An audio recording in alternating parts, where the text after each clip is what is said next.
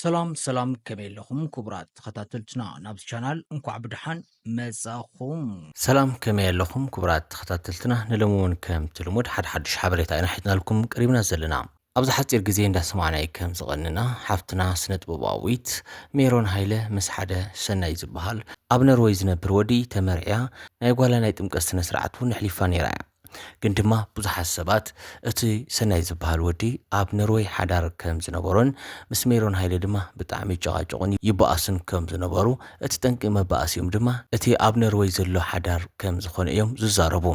ሕጂ ድማ እቲ ሰናይ ዝበሃል ናይ ሜሮን ሃይለ ሰብኣያ በቲ ዝጨቃጨቅዎ ዝነበሩ ምክንያት ንሜሮን ሃሪሙ ካብ ኡጋንዳ ከመልጥ ብፖሊስ ኡጋንዳ ከም ዝተተሓዘን ኣብ ቀይዲ ከም ዝወዓለን እንዳተዘረበ ይርከብ። እቲ ካሃርማ ዝገበሮ ምክንያትን ኣብ ከመይ ኩነታት ከም ዘሎን ናይ ብሓቂ ድዮ ብፖሊስ ተታሒዙ ንዝብልን ኩሉ ብዝርዝር ክንሪኢና ክሳብ መወዳእታ ሓቢርኩም ኣጽንሑ። ነዛ ቻናል ሓደሽ እንተኮይንኩም ሳብስክራይብ ነዛ ቪድዮ ድማ ላይክ ብምግባር ኣበረታትዕና ናብታ ናይ ሎሚ ቪድዮና ከሰጋግረኩም ሰናይ ጻንሒት። እምባርከስ ክቡራት ተኸታተልትና ኣብቲ መእተዊ ከም ዝሰማዕኹሞ ሎሚ ጉድ ዘብል ዜና እዩ ዝስማዕ ዘሎ። ምክንያቱ ድማ ኣብ ዝሓለፈ ወርሒ ተመሪዖም ሕጂ ተባኢሶም ክትብል ብጣዕሚ ዝሕፍር ተግባር እዩ። ምክንያቱ ድማ እዛ ሓፍትና ስነ ጥበባዊት ሜሮን ሃይለ ብዘይ ምንም ኣፍልጦ ወይ ድማ ኣብ ኖርዌይ ሓዳር ከም ዘለዎ ከይፈለጠት ንሓደ ሰናይ ዝበሃል ኣብ ኖርዌይ ዝነብር ዲያስፖራ ተመሪያ እያ። ካብ መርዓ ሓሊፉ እውን ሓንቲ ጓል ኣንስተይቲ ወሊዳትሉ እያ።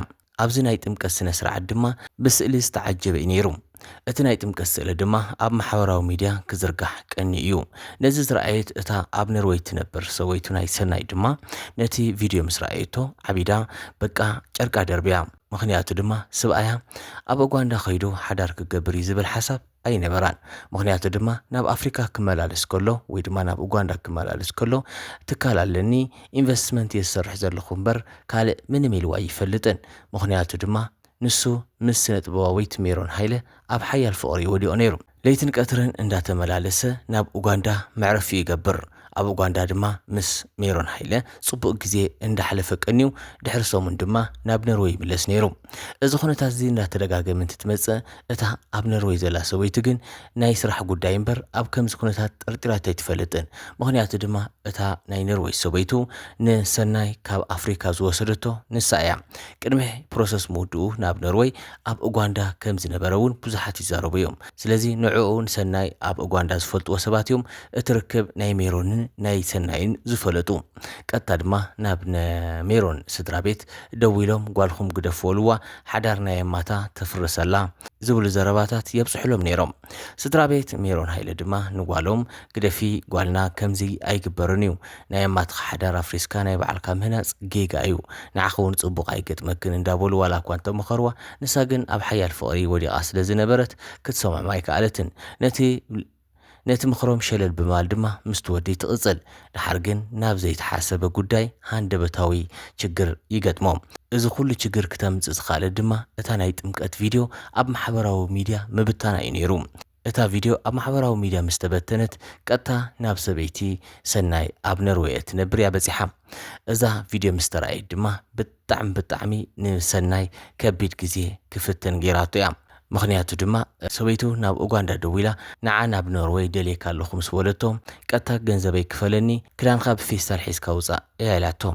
እዚ ሰምዕ ሰናይ ድማ ብጣዕሚ ይሓርቕ።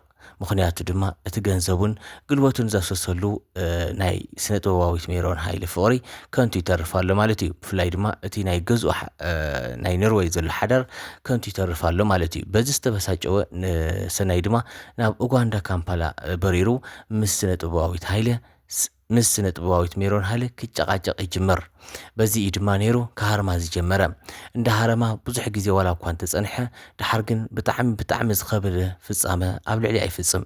ንሱ ድማ ሃሪሙዋ ብጣዕሚ ብኸቢድ ኩነታት ሃሪሙ ካብ ኡጋንዳ ናብ ኖርዌይ ክበርር ፖሊስ ኡጋንዳ ኣብ ኤርፖርት ኡጋንዳ ይሕዞ።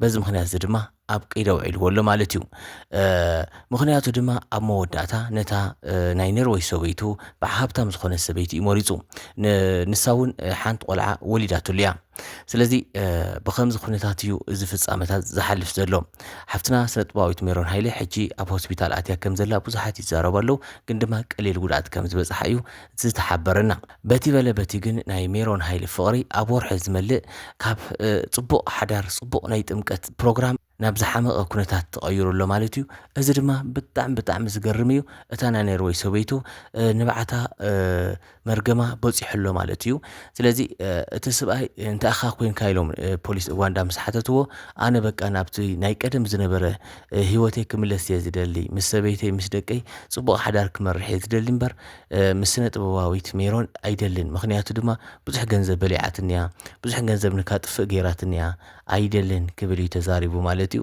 ፖሊስ ኡጋንዳ ድማ ነቲ ዝሃረምካያ ቅፅዓትካ ግቡእካ ክትረክብ ኣለካ ቅፅዓትካ ክትረክብ ኣለካ እንዳበሉ እዮም ስለዚ እዛ ወርሒ እዚኣ ብከምዚ ሓሊፋ ማለት እዩ ብጣዕሚ ዘሕዝን እዩ ኣብ መርዓ ኣብ ጥምቀት ነርካ ናብ ከምዚ ኩነታት ምብፃሕ እንታይ ዓይነት በደል እንታይ ዓይነት ችግር እዩ ከምዚ ዓይነት ሕምስምስ ትይብሎም ዘሎ ኣይተረድአናን ግን ድማ ኣብ ሓፂር ግዜ ክስተኻኸል ንሱ እውን ናብ ሓዳር ተዝምለስ ስነጥበባዊት ሜሮን ሃይለ እውን ብቐሳነት ጓላት እትዕቢ መሓሸይና ንግምት ማለት እዩ እምበኣርከስ ክቡራት ተኸታተልትና ናይ ሎሚ ቪድዮና ነዚኣ ትመስል ነይራ ኣብ ካሊእ ትሕዝቶ ክሳብ ንረኸብ ድማ ሰናይ ቅነ